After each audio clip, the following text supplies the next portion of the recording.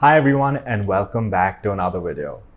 In today's video, we're going to go through everything you need to know about ETFs as a beginner. And in the second part of the video, we're going to analyze an ETF and see how much information we can find out about it. Now, before I go through anything else, I want to say that I think ETFs should be the largest and most important constituent of anybody's portfolio, no matter how old they are. And the good thing about ETFs is that unlike stocks, which are quite complicated to analyze, there are a few simple steps you can follow to pick the right ETF for you. So in the next two videos, we're going to go through everything you need to know about ETFs and a step-by-step guide on how to pick the right ETF for you. Let's get started. All right, let's start with the basics. ETF stands for Exchange Traded Fund. Let's go through the word. Exchange traded means that an ETF can be bought on a stock exchange. Think of a stock exchange as a supermarket, but instead of buying groceries, you can buy stocks. There are about 60 major stock exchanges all over the world, and you can buy different stocks on different stock exchanges. For example, you can buy Amazon on the NASDAQ stock exchange in the US. You can buy JP Morgan on the New York Stock Exchange. You can buy Unilever on the London Stock Exchange. And you can buy Alibaba on both the New York Stock Exchange and the Hong Kong Stock Exchange. So by definition, an ETF will be listed on one of these major stock exchanges. The large ETFs are listed in more than one stock exchange, so you can buy it in the exchange and the currency that you prefer. Okay, so now that we know what exchange traded means, what does fund mean? An investment fund is an investment vehicle where different customers pool their money into the investment vehicle for a specific purpose. This investment fund is managed by an investment fund provider to make sure that the specific purpose is met. So where can we find the specific purpose of an ETF? The specific purpose of an ETF can be found on an ETF fact sheet. Think of a fact sheet as an ETF's CV or resume. They're telling you about themselves and trying to sell themselves to you. You can find a lot of important information on an ETF fact sheet. And I strongly recommend that if you are going to buy an ETF, you go through the fact sheet yourselves. Let's look at one of the ETF fact sheets. Let's look at the fact sheet of the SPDR S&P 500 ETF Trust, which, fun fact, is the first ETF that was launched in the US and is also the largest ETF today. And by largest, I mean the most amount of money was invested by different customers into the investment vehicle for a specific purpose. Okay, so go to your internet browser, go to Google and type in SPDR S&P 500 ETF fact sheet.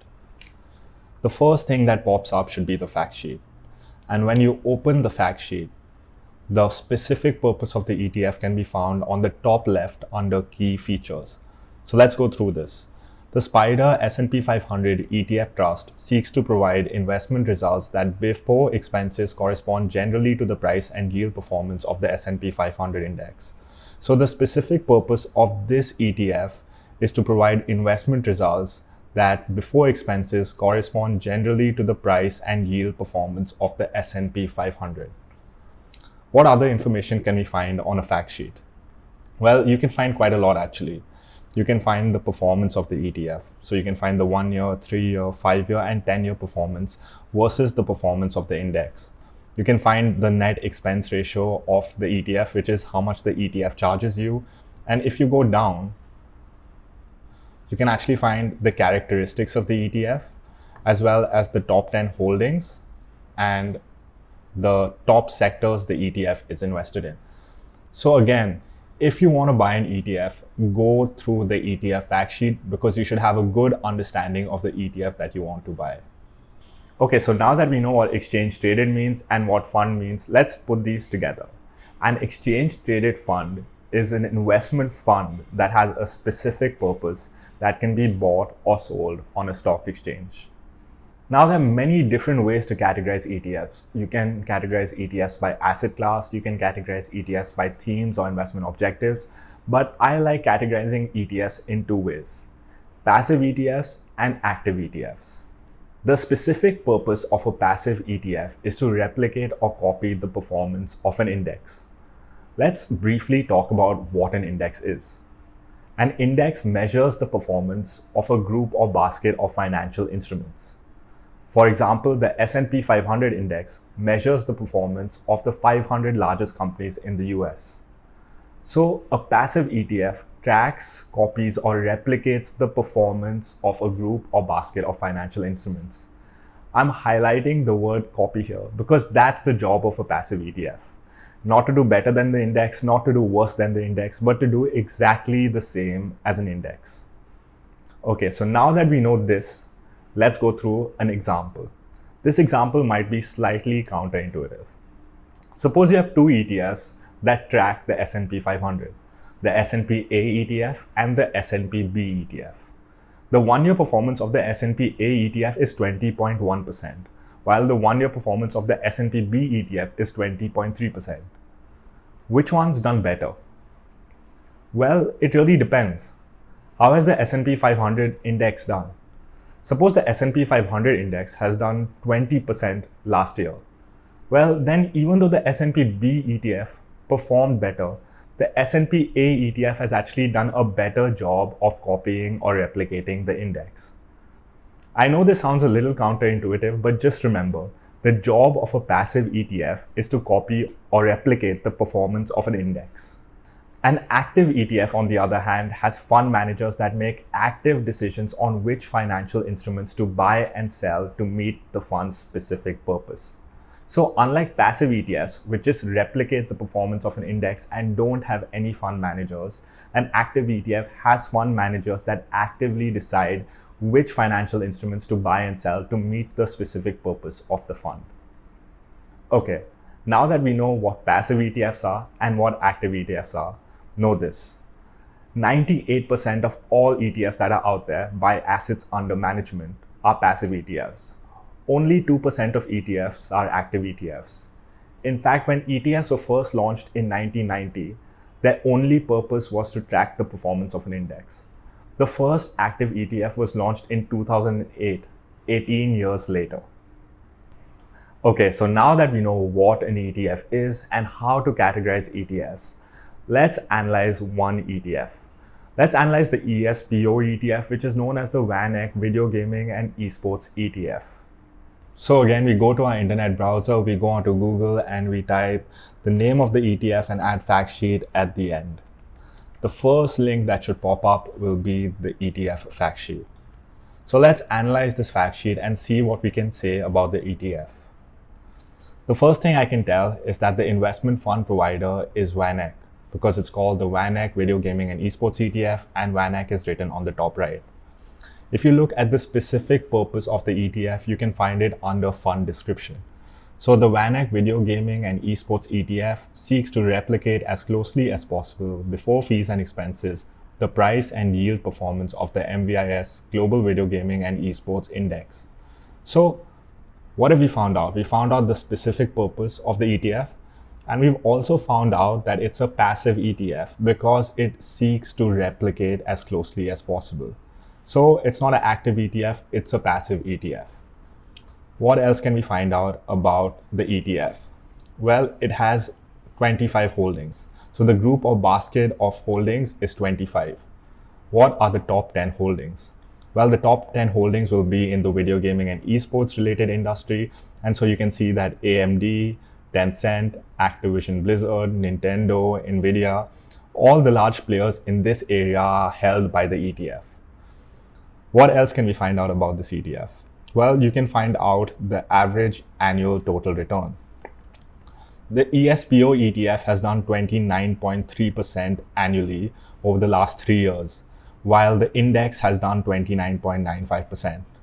Well, that's quite good because this ETF is in quite a niche area and obviously it can't copy the exact performance of the index because it charges us a net expense ratio. So again, you can find the net expense ratio over here, 0.55%.